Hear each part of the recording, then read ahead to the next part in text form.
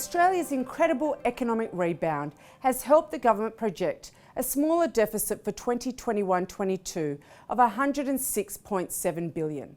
The budget deficit is expected to gradually decline over the next few years, but large deficits will remain a feature as the focus remains on rebuilding the economy.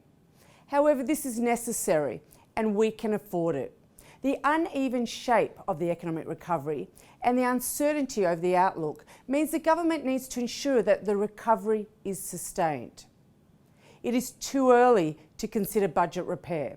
Indeed, the economy is a lot like a patient.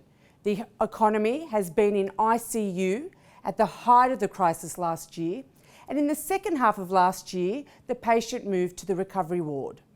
Now, the best way to get the patient to rehab and discharged home is by continuing with the spending injections. In other words, to keep the economy recovery alive and kicking, the government needs to keep its foot on the accelerator. In this way, more jobs are created, which helps lift consumer spending and the demand for goods and services that businesses produce. Economic activity is propelled forward through this virtuous cycle. In this year's budget, the main way the government aims to propel the recovery is by extending the temporary tax incentives to businesses it announced last year. These are the loss carryback scheme and the full expensing measures.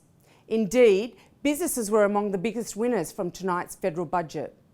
The extension of these measures helps businesses boost their cash flows and spur businesses to spend. Job growth should follow. The tax initiatives do not stop there. The government is extending the low to middle income tax offset for another year, which delivers personal income tax cuts to households. This should help bolster consumer spending and activity. So too should the strong infrastructure spending program. On economic activity, the government anticipates data will show that the economy returned to above pre-pandemic levels in early this year. For the coming financial year of 2021-22, the economy is forecast to grow at a solid pace of 4.25%, before slowing to a more moderate rate in 2022-2023. Both growth forecasts are softer than our own predictions. The government's forecasts for iron ore are also weaker than our own forecasts. Iron ore prices are expected by the government to fall to $55 a tonne early next year, after recently piercing $200 a tonne.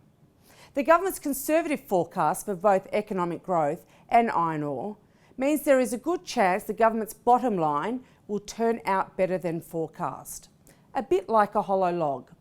The unemployment rate might also beat the government's expectations. The government has outlined a fall in the unemployment rate to 4.5% in mid-2023, but the Reserve Bank expects that level to be reached sooner, as do we. Rebuilding the economy and creating jobs were among the core themes in this year's budget, as was protecting Australia from COVID-19. There was another theme that was widely anticipated in the lead up to the budget. It was spending on women's issues. The budget contained a package supporting the safety and economic security of women, and it is a welcome step in the right direction. However, we would have liked to have seen more spending measures towards helping bolster access to capital for female startups and scale-ups. Our research shows that access to capital is one of the biggest obstacles facing women when starting or running a business. Another obstacle often facing women is the lack of sufficient retirement savings due to the different work patterns of women that include career breaks. Lifting female participation in the workforce helps. The additional $1.7 billion in spending on childcare announced in this year's budget will also assist. But there is more work to be done, and not just by the government.